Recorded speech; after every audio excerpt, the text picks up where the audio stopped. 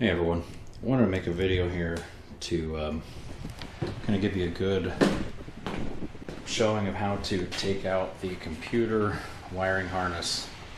I mean, this one's an 87 Monte SS.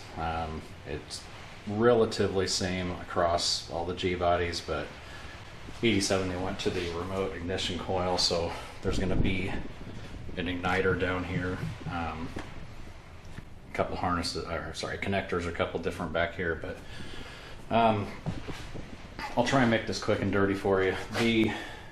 There's a bunch of write-ups, and there's a couple other videos on YouTube.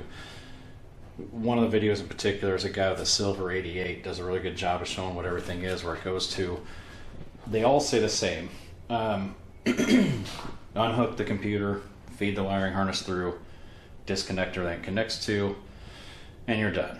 And that's mostly right, but there's a second harness that comes out from the driver's side that is kind of seemingly never addressed, and you're going to need a few parts. Basically, you're going to need them to retain your air conditioning and all that, which I would encourage. There's not really much reason to get rid of it. So yeah, let's start here. We're just going to come in on this side. All right, I grab a flashlight here. So back in here, you've got the this trim here, and this kind of rests inside here. It's just a little pin on the bottom. And there's kind of a recessed one here. That's where one of these trim pliers comes in really handy to get it without tearing anything up. There's two big connectors there, and that's what we're after. So come back here. You got a 2 1/8 inch hole there, but you're going to need a grommet, one of these. I got a 3-pack off Amazon. It was pretty cheap, like $8. One of the things that wasn't said is you got this 2 smaller harnesses that kind of piggyback off, and these are nothing more than your ALDL to read codes off from the other side, which obviously is no longer needed. So you just tuck them up out of the way, and that's it. Now you come over here.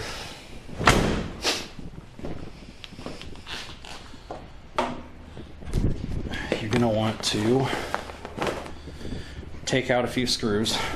They are, I pulled out a few too many, but these 10 mils, and then there's a few smaller ones. I think there's some that are 8 mil, but anyway, they go up inside this liner here. I got these washers around there, and these smaller ones up on the outside. So what you're after is right in here. Grab the flashlight again. What you're after is you kind of want to wedge a, roll of duct tape in there will do it. Fortunately, I had a guy here to help pull it back. I don't know that I can do that and hold the camera here, but it's tucked up. I'll try here into there. See if I can get on it. You can kind of see it right there. It's not difficult, it's just awkward. And the process is,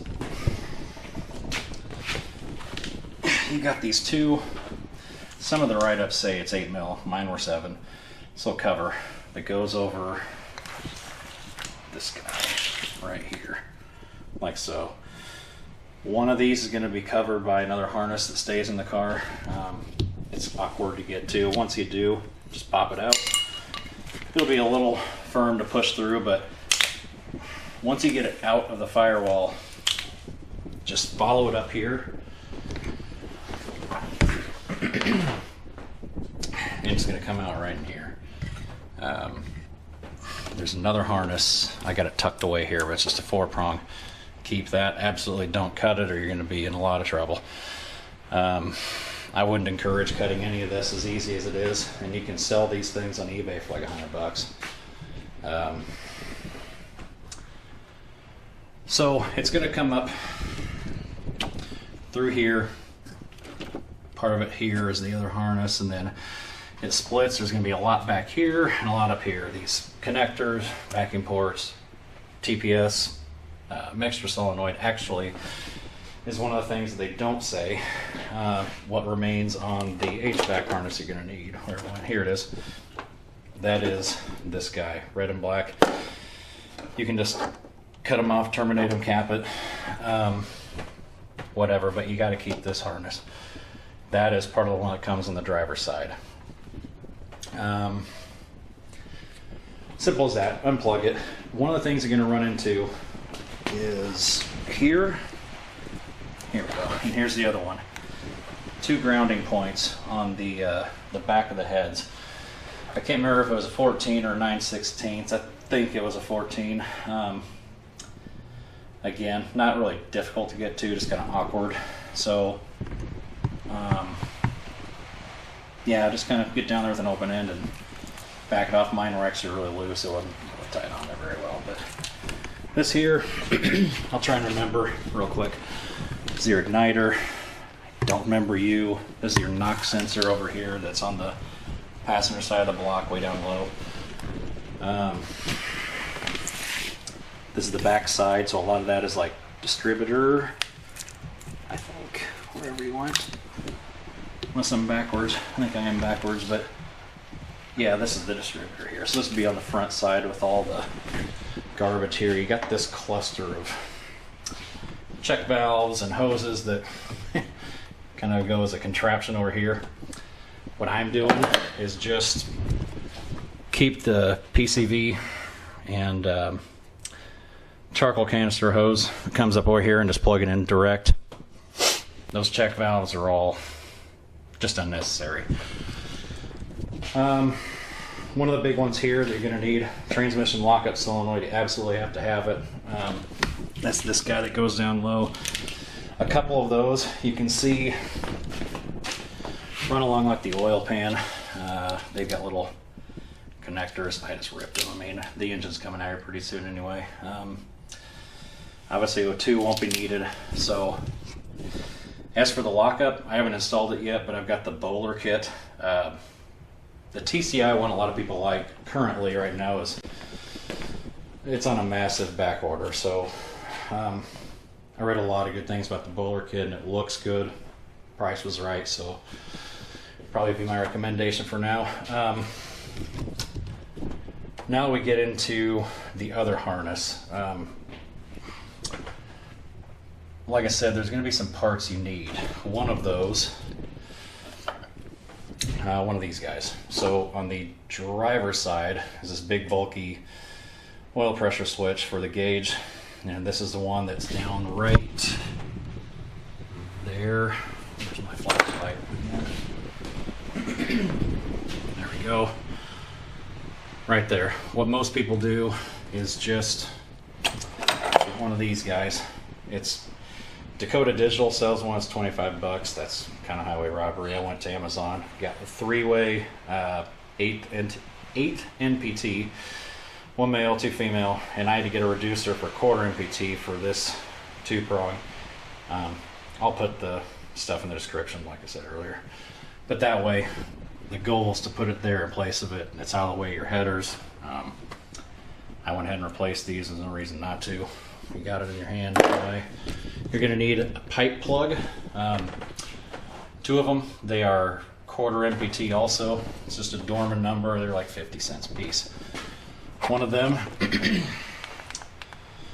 is to take out that knock sensor right there, so you can get it. And the other one is where the oil pressure switch was on the other side. The other thing you're going to need is one of these. Accel seems to be the one to get, but at the end of the day, they all work the same. Just a 2-prong HEI dual connector. From there, what you're going to need is, let's see, this main coil connector. Can't get it to stay down there. Anyway, what you're going to need is the pink wire off of that. Tap into that. You want to terminate that. Snip off this end. That is just a ground. And then you want the tack filter wire, which is on the firewall. It's that guy. You want to find the wire on the other side. That should be a tan one. The tan goes to the green. That's your tact signal. Red is the hot, and that's what goes to the pink wire there. And that's what you need to drive the new standard HEI distributor that takes its place. The other connection on the coil is just what connects the distributor to the coil. No deal. And then the other 4-prong is on there that's no longer used. One of the other things you're going to run into, not a big deal, but down here on the starter, which, by the way, if you're doing a starter, I'll put the number in the description just for good measure, but the LT1 starter, that's the way to go for clearance. I got a Remy unit off Rock Auto. It was a pretty decent price. But anyway, I think I took it already, but those wires back there, let's see if I can get in here. Those wires have a metal, I wrapped it up myself with that DI stuff, but there's a metal tube that mounts to the top side bell housing bolt. You want to get up under there from the bottom. It helps tremendously to have the manifolds and everything out of the way. Obviously, if you're going to do this, I mean, headers are pretty much necessity. That's what started this in the first place for me. I wanted to just remove emissions before the car got sent off to paint and whatever. Yeah, so one of those other things, speaking of headers, is one of the handy tools, or here it is, this guy. The air injection pipes go into the manifolds. Sawzall it. You're not going to get enough. If you do, it'll just be an unnecessary nightmare. And even if you want to reuse them or keep the air injection for whatever reason, if you're doing this, I don't know how or why you would do that, but they sell the new pipes. They're cheap enough. I just cut them off the manifolds, and you've got all the tubes coming in. Goes one. It's obviously mine's out of here now, but smog pump was down here. And that's one of the connections you get rid of on the wiring harness. You're gonna have a huge rubber pipe going down to the converter, and then you got a crossover one. There's two. I mean, it's pretty easy. It sticks out like a sore thumb what to do there. You just kind of cut them off, take them off, whatever. Anyway, so to keep the AC function, here's what I had to dig around for a week and a half, and it was kind of ridiculous finding this information for as many times it's been done. You've got your input over here, the 4-prong connector. Let me pull up my cheat sheet here to tell you what everything is. Basically, the computer controls the fast idle circuit. That is this guy, this relay right here. I meant to show you that earlier. One of the connections, you got your igniter, kind of goes down here like this. This relay is inside of this. Well, next to it, mounts right there. Pull it off.